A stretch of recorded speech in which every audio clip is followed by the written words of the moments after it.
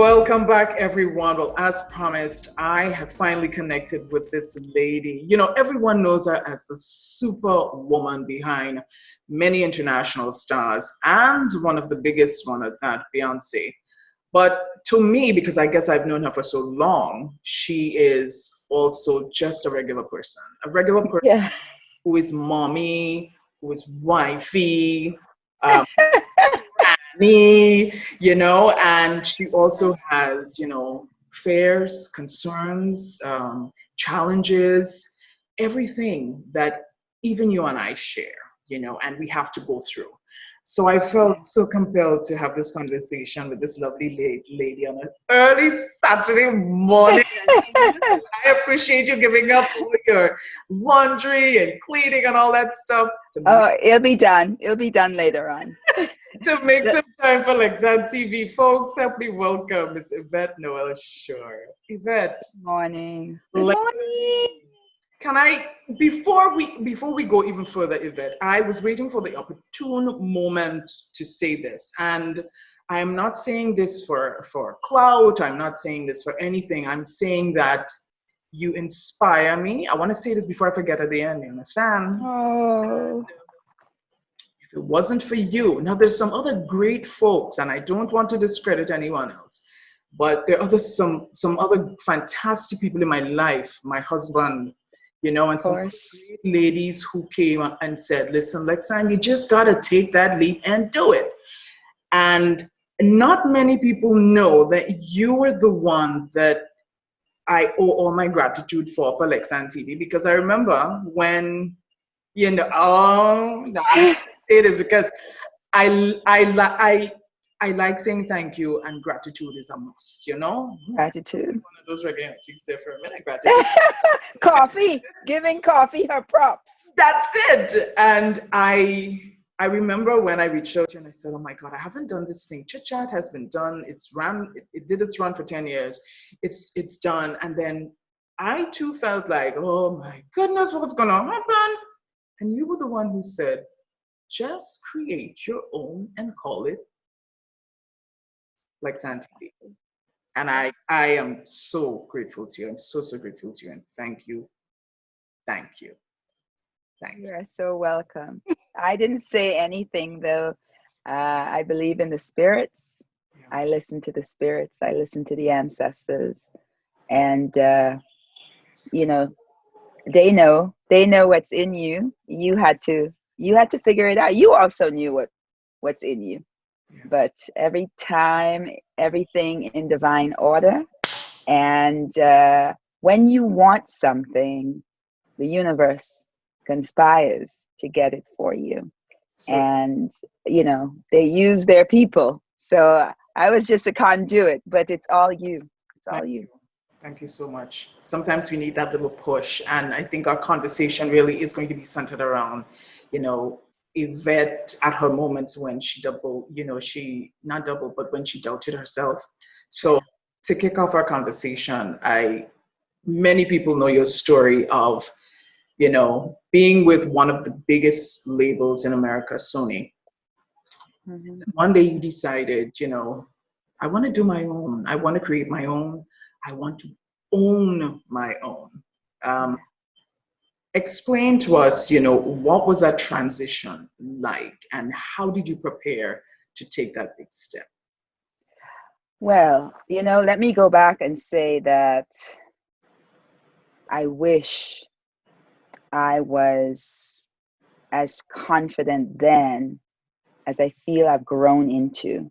Um, the truth is, I knew I needed to be pushed. I just didn't know really where I was going to land.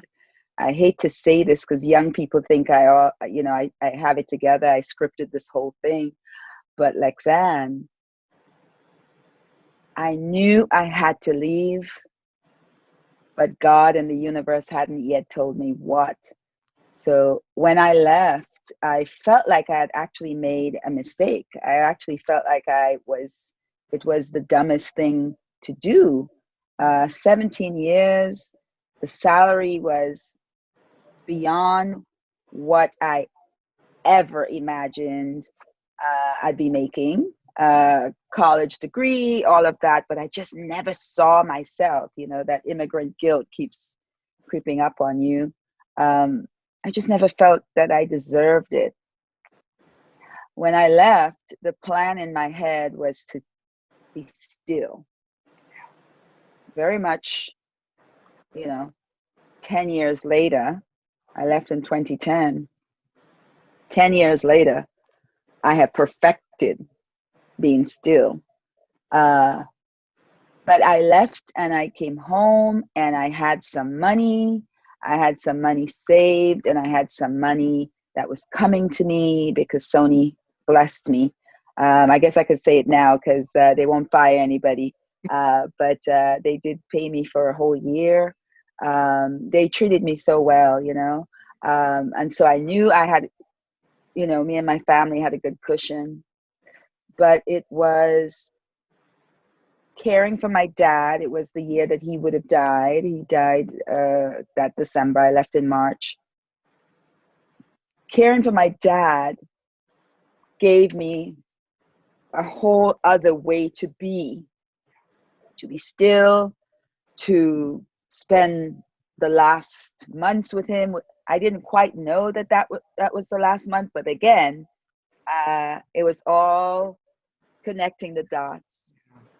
And then my phone rang, and on the other end of the phone was Beyonce, and basically said, okay, so you're no longer at Sony. What does that mean for me?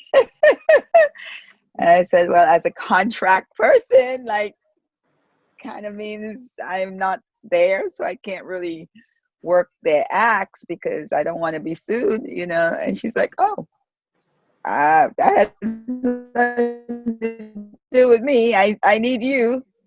And I think that was the push. That was a push. The universe used her to tell me, you just want to sit down and just spend the money that you have with nothing else coming in? Is that your big plan? Without her saying any of this. This is what I think she was being used to push me. Well, by the time I sort of wrapped my head around what she was saying, my husband was already busy drawing up all the papers for a business. He was silently pushing me. He saw more in me than I had seen in myself at the time. I can Exactly. And that's how it all started. It was called Schure Media first, and then maybe a couple of years later, he was like, Schure Media Group sounds much bigger. Here's the incredible thing about owning your own company. You could call it whatever you want, as long as it doesn't sound like something else and it kind of gets people confused. But it was our name, and you could create your own titles. Be CEO, you can be wherever you want. Whatever you want. Whatever you want. You can all of a sudden be in the C-suite, Yep. Yeah. Oh, wow. Who would you say in this entire journey? Because, this, it's a constant journey, Yvette, constant. And especially now. And I know you mentioned your husband, David, right? Yes. Now, I know that's your biggest supporter and fan, but is there anyone else that you would class as a mentor for you? I have a lot. I have a lot of mentors, but let me tell you that my Caribbean sister, one of my best friends in the world, her name is Marilena John Smith. She's an Antiguan sister. She has nothing to do with the entertainment business. She works for the United Nations. I think she works for UN Women with a deep concentration in Africa. And our conversations, thank God, are never about the entertainment business. It's always about how we're going to save the world and how we as Black women are going to come into our power and the love we have for our husbands and our children and our culture. And we constantly trying to figure out the best recipes. It's a real full friendship. Wow. But I credit her for giving me my greatest gift, and that was to open my eyes and see the importance of having my husband. be a partner in the business, because for a long time I thought, you know, I do this, he does computers and finance. I don't need him. But woo, I was like, I don't need him in this business. I just need him to be my husband. But man, did I need him in this business, you know? So I give her a lot of credit for being the silent partner in my head Yeah. that really pushed me. But you know, there are lots of women and some men who were publicists when I was a journalist. And those women and men, black and brown, showed me that I could be the kind of publicist I wanted to be, that I could define what this role is. Because often, you know, when I was a journalist, I feared publicists. I just thought they were power tripping all the time and yelling at people, and they were just too bossy for me. Mm. Bossy is good, by the way. Teach your girls bossy. Teach women bossy. But there's a woman, I want to name her, named Simo Doe, and she's retired now. But she was fire. She worked at Atlantic Records, and she had all these great artists, and she was beautiful, and she was tall, and she was just such a businesswoman. And when I heard her speak, I was like, whoa. And you know, women like Juanita Steffens, and there's another woman, Laverne Perry, Cynthia Beatty Rivers, you know, Walter Green, who is from Guyana, was a publicist. Now he's a journalist. We kind of flipped. But there are some great people that came before me. But I am grateful to say that real mentors, my real mentors, came from that little island that I love so much, came from that little village under Granitan Lake, Birch Grove. My biggest mentors came from my house. Yeah. I didn't have to look really far to see hard workers in my grandmother and my grandfather, in my aunts and my uncles. I have an aunt. Her name is Maria Fare. And, you know, I'm a bad niece right now because I haven't been in touch as much. But she lives in Beauregard. Okay. And I just remember silently watching her as a kid. She had her daughters and her sons, almost as many daughters as sons, and how they work so hard. She was the queen before I knew what a queen is and how to elevate a woman in your house, you know, because her children were just like always constantly mommy, mommy, mommy. Right. But you know, women like my aunt, you know, and my aunts that I grew up in the house in Birch Grove with, Tanty Lit and Tanty Helen, Carmelita and Helen Ruthin, and then my uncle's wife, Catherine Ruthin. You know, these are strong women, you know. And Lexanne, you know, it gets me sad and fearful because all of my true idols, my true mentors, are getting older. Yeah. And I feel like I woke up one day and I all of a sudden was the next generation. That's right. And it's frightening because a few weeks ago I was going through some photo albums. I still keep photo albums. I love photo albums, I think, which is why I love Instagram so much, because I love photos. And I came across my wedding picture. Oh. That was 1982. And there had to have been about 35, 40 family members in that wedding picture. Mm-hmm. And at least 6 of them are gone. Gone.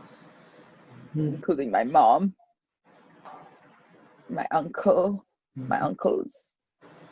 Yeah, so time is moving very slowly, but it's also moving very fast. Yes. And I do believe, though, that the physical form does not define a full relationship. We have to tap into the spirits of those that we love when they're gone. True. You know, my angel is watching over me right now. Um, the greatest woman ever lived, my mommy. That- Yeah, That's she's not never too far. far. She's never too far. Never Yeah. too far. Oh, Yvette, I know you're always so passionate about what you do, but even more so about family first. And this is a perfect, this is a perfect prompt for me. Tina Knowles, Yeah. mother, Beyonce's mother, she said once that you are one of the most trusted people in her family. And those are so powerful because you see, we all sit here, we see everything. We see what you do, we see your role as a committed publicist to Beyonce, one of the world's biggest stars. And for her mother to say, this woman right here is one of the most trusted people in my family.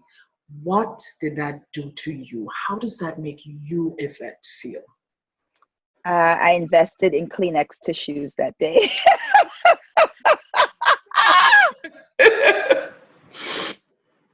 There were literally like volumes of tissue on the floor. I cried so much. It was so beautiful, so beautiful. I always say love is easy. Love is easy. Trust isn't. And trust develops over a number of years and over a number of circumstances. And if somebody could close their eyes and jump and know you're going to catch them, it's the greatest gift. So Miss Tina Knowles Lawson gave the world two incredible, talented daughters. And she claims many more daughters, including Angie and including Kelly. But to be considered by her to be somebody that is trustworthy and that she loves having around her family and believing in my intelligence and my love and understanding that I work from a place of passion and sensitivity because that drives who I am. Uh, it's like, I don't know, I'm never going to win an Academy Award, but it felt like I won an Academy Award when she said she trusted me. I was like, yes, I could frame that forever. I'm taking that with me when I go to the other side. This is, because she's such a special human being. I've been around Miss Tina now for, Lord, Yeah. 25 years. Yes. 25 years. I'll tell you this. One of the stories I always tell people, I love telling people this. A very long time ago, very, very long time ago, I think Milan had to have been maybe around 2, and Mika was probably 5. And we were somewhere on a photo shoot, and Miss Tina said to me, Yvette, have you bought little diamond studs for your daughters? I said, no, I am not getting diamonds for them. And she said, you should. I'm not talking about big, just a little something, because, kids like shiny things. I said, okay, where's Miss Tina going with this? And then she told me something that stayed with me my entire life, because my girls are now 24 and 27. Yes. She said, get them something shiny. Let them get the first thing that excites them Yeah. from you and your husband. So a man or any sort of negativity that's trying to entice them with something shiny and glittery, it would not get them. They would not be impressed. They will know what it means to get something shiny coming from a place of love, coming from a place of love. And I didn't understand it at the time, but you better believe I got my little pennies together and went and got those little diamond studs.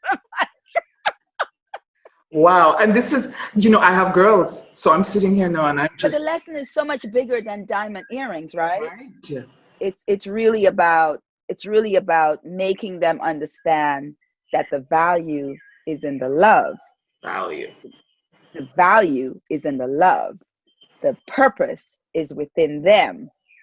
They have to value their purpose, not shiny things, particularly when it comes, you know, with a little Yeah. yeah. I play that over in my head over and over now that I'm the grandma of a daughter of a girl. um you kind of remember those, remember those things. So you know what, let me go back to mentors. I think in a way Miss Tina has been a constant one. Miss Tina is also one. Oh, And she's so beautiful and she looks so good, and I just look at her. Her waist is like snatched. She's so gorgeous, and Miss Tina is as uh beautiful on the inside. She's even more beautiful on the inside yeah. than she is outwardly, and she is stunning. I mean, she's beauty queen fabulous. She I is. mean, she really is. She really is. She But is. the conversations, the love she has, the power she has, the strength she has, the Yes. boldness she has. I always say to her, your daughters have nothing on you, Miss Tina.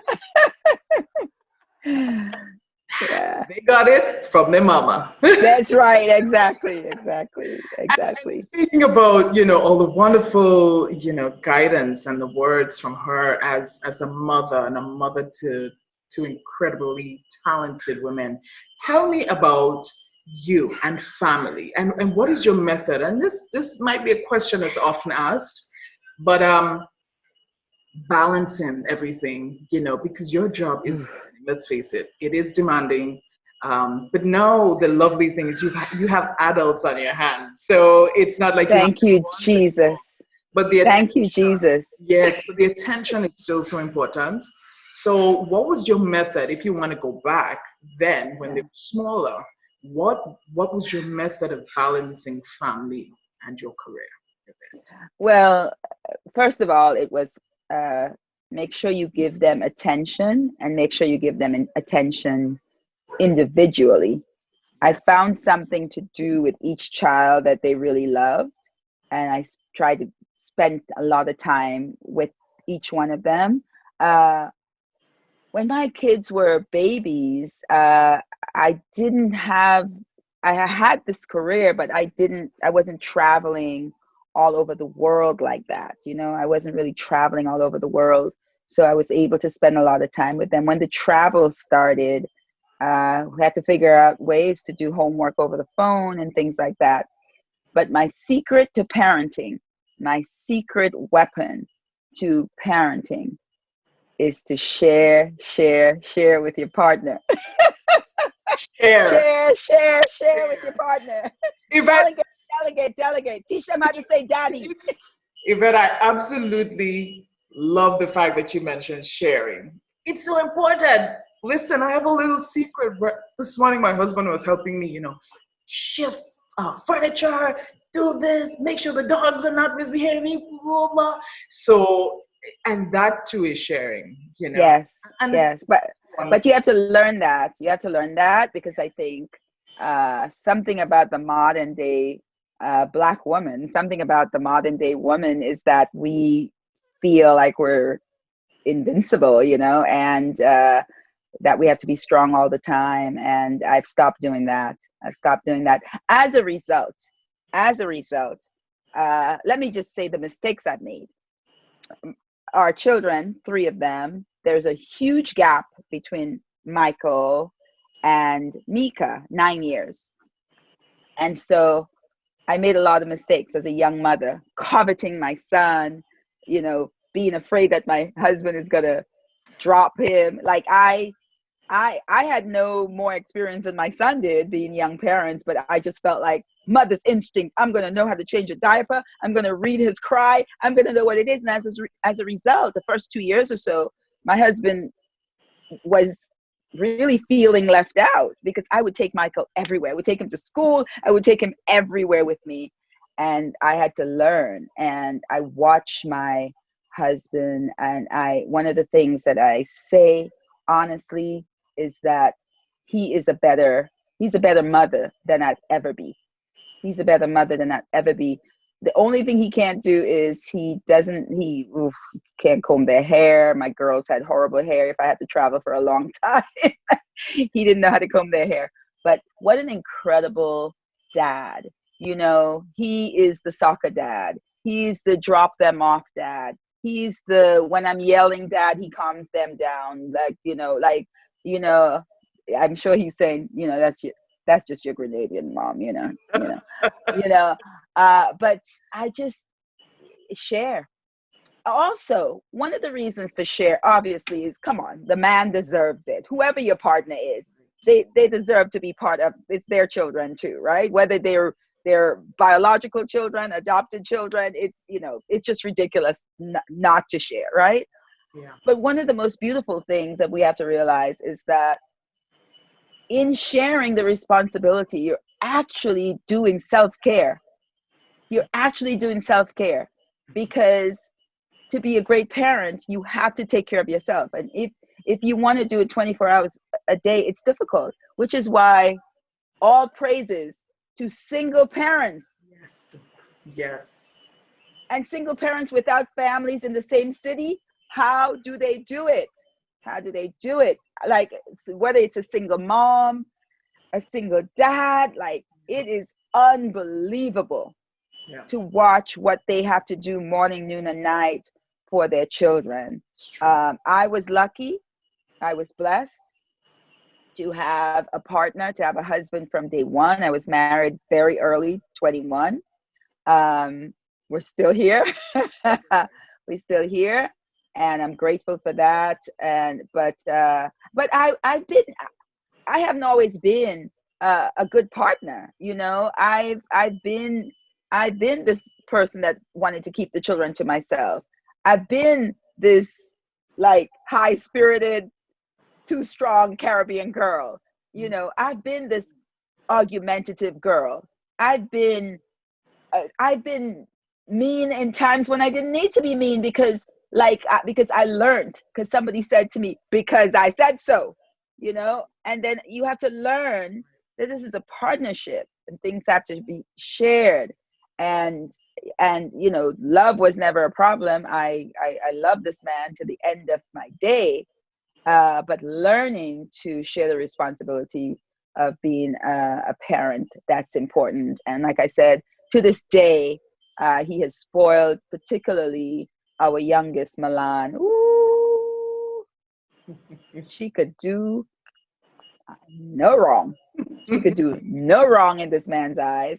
The day of her graduation from Boston University, he could not even take a photo, because I was waving the Caribbean flag, the Grenada flag, so I said to him, film her, but film me too, so I could have a picture of me waving the flag and embarrassing her. And he couldn't do anything. He was crying so much. There are no pictures. No.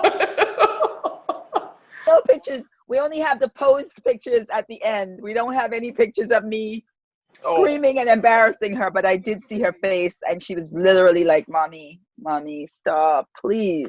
Mommy, this is Boston University. Please don't embarrass me. Dreaming of taking a break and escaping to an idyllic, happy place? Well, finding it does not require you to go too far. You already live in paradise. All it takes is for you to go out and discover it. Grenada, Carriacou, and Petite Martinique are blessed with a wide variety of accommodation that satisfy any taste and budget. Find the one that suits you and your family and treat yourself while having peace of mind that your health and safety is a priority. Knowing that we have gorgeous waterfalls, stunning beaches, and flavorful cuisine, let's be tourists in our own islands and enjoy paradise at home.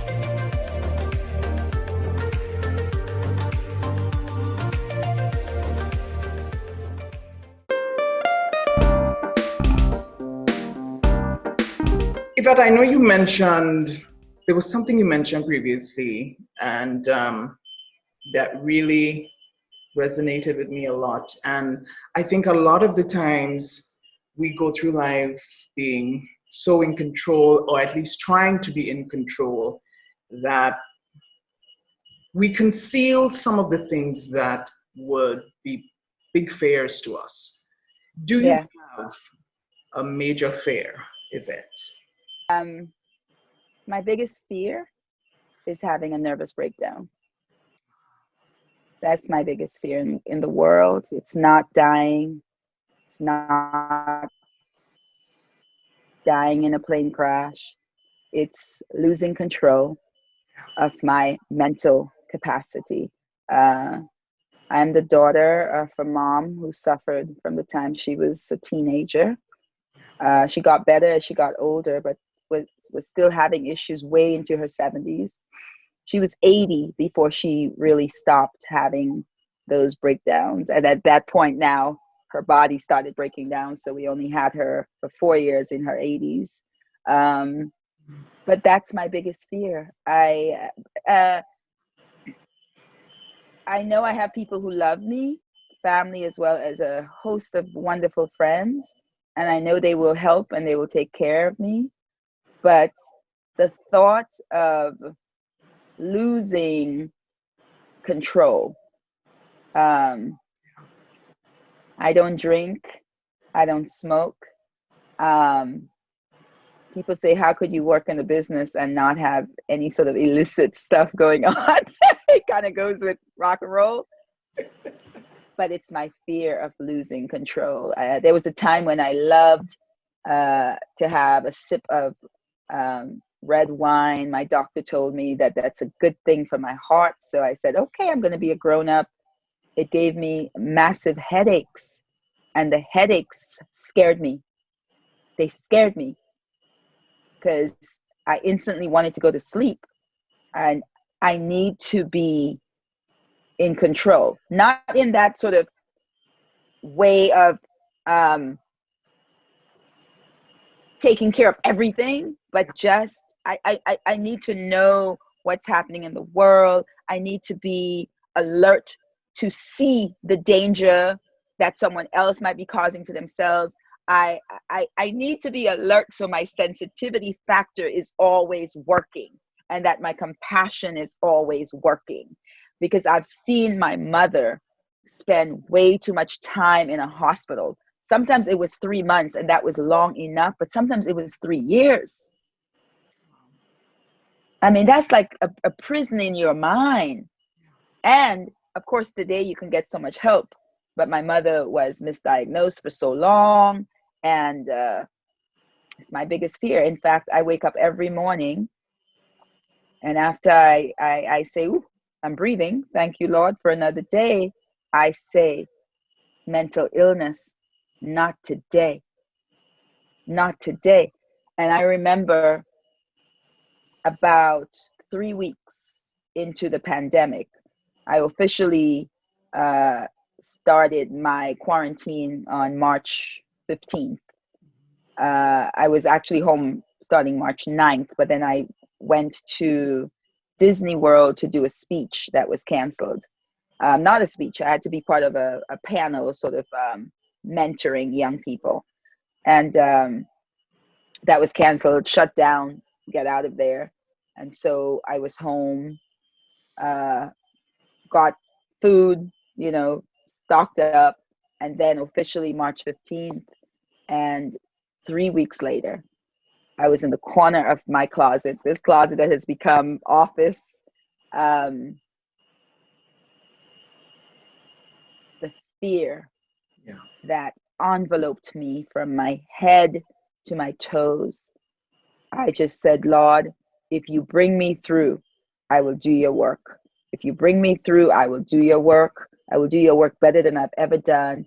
And I got out of that, and I made a list.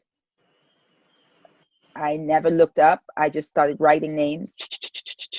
And by the end of that, I had over 200 names. I think now I have close to 300 names. And I just check on people. I go around the list. I just check on them. whether it's a text, whether it's a WhatsApp, whether it's a FaceTime, you know, a phone call. I just check on people because I realize that if I could go through what I felt in that moment with a husband that's down the hallway, with a daughter that still lives here that's downstairs, that I could call 5 of my sisters, that I can call my friends, that I have family. You know, I have people that would have risked their lives, come here masked up to hug me, even though they were telling you don't hug anybody. I know I had at least 200 people that would have been like, what? I'm coming. And yet still I felt so alone and fearful in that moment. So that's what scares me. That's what scares me because, and I have a real fear because it's, some people have cancer in their families. Some people have hypertension. There are lots of people in my family that battle with anxiety and depression, mental illness. And we have to start thinking about mental illness the way we think about the common cold, and don't scorn people, even though these days we're scorning people with a cold. It really should be the sort of thing. I think it's that people don't understand it, and that behavior could be so dramatically different from one second to the other, depending on what kind of mental illness you have, because there's so many different ones. You can't treat somebody for manic depressive behavior the same way you treat somebody with schizophrenia. And yeah, that is my fear, and I'm trying to stay focused, trying to find my still moments. I believe in prayer. I believe in centering your thoughts. I believe in positive thinking. I believe in smiling. I think that adds to, because it is I think this says what's going on inside. It's true. Yeah. It's so true. And Yeah. sometimes you're in that dark place, that smile somehow still shows up. It does. I'm speaking from experience here, No, it's true. It's true. You'd never know. I throw some lipstick on and I'm smiling, but Yeah. it's just part of how you deal with things. And I'll tell you this though. I went back and I was looking at some photographs the day of my mother's funeral. Man, I could not fake that smile. I look beat up. Like that had to have been in my entire 5+ decades on this earth. The day that my mother passed away and the day of her service. I didn't know who I was. My daughter Mika, my oldest daughter, said to me, I have never seen you like this, mommy. And then she walked away. And then she came back and she said, the thought of me being in that position, mommy. I said, you will be one day. And I hope you are one day. Because the opposite thought. I said, in divine order, I have to go before you. But that was, ooh. If my granddaughter didn't distract me, I would still be on top of my mother's coffin as they were trying to take her away because she was cremated. I would not let them close that. It just was not enough time. 84 years and it still felt like it's not. The truth, Lexanne, is that I didn't have her for all those years. That's right. She spent so many years in a fog. She spent so many years sick. It just wasn't enough, because when she was unwell, it was very bad. when she was well, it wasn't enough time. When she was well, it was just a very short phase before she was unwell again. So that's my big fear. And my children know how sensitive I am, and how fearful I am of that. But I'm doing good. I don't look like I'm doing good right now, but You know what? You're doing good because you're being you. You're being you. just the woman I've loved the most, the human I've loved the most. And I think, in a way, the realization of losing my mom physically, because she's always here, and I mean that, this is not just talk. The realization of losing my mother was that I lost my first child too, because I had dedicated my life to taking care of my mom since I was 14, since I got on that plane from Pearl's Airport in St. Andrews to come to JFK, December 10th, 1975, the day after I made the declaration that I will get my mother properly diagnosed and I will dedicate my life to her. And I did. But, your DNA is your DNA, so you got to fight it. You got to fight it, I know. Yvette, we're getting closer to the conclusion of this candid conversation, and I really appreciate you at this point in time so much. Thank you. Mantra. Do you have a mantra? I do. I thought so. I always felt it, but I found the words of what it is on a trip to New Orleans. I went to this artist studio in New Orleans, and there it was. And it's my mantra. It sits at my window, and I say it every day. I am my ancestors' wildest dream. I'm here to finish all the dreams that they didn't get a chance to, that they weren't given the keys to so many doors. I am their wildest dream. Wow. That is deep. It's the truth. And it's my truth. Yeah. It's my truth. I wake up every day and I say, this is for mommy, this is for daddy, this is for mama, this is for papa. And you know what? I still feel there are so many things I wouldn't say because I'm scared that they're going to box me. I'm like, when I say something bad, I'm looking for the box, Yeah, I'm just here to make them proud, and I'm here to make those who are here proud, and I'm here to make those on the other side smile and know that their hard work was not in vain.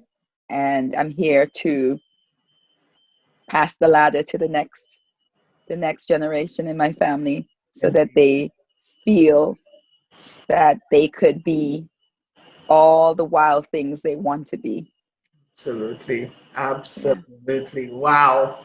And I'm sitting here so inspired and inspired even more because, and this is why I said I felt it was not my intention to make you get all teary-eyed, but I think you being the woman that you are, and we are similar in so many ways, that the minute we start to speak from this right here, the tears start flowing.